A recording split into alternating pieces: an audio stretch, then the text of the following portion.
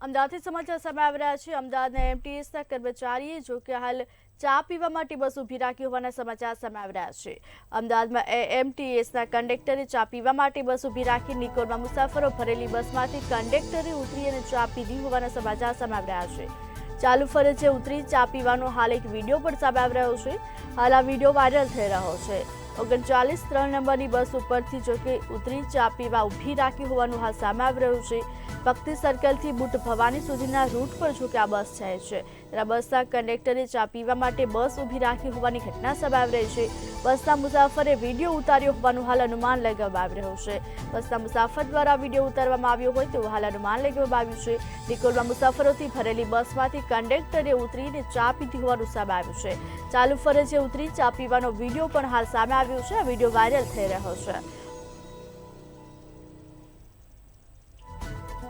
ચોટાલ ભક્તિ સર્કલથી બુટ ભવાની સુધીના રૂટ પર આ બસ જાય છે।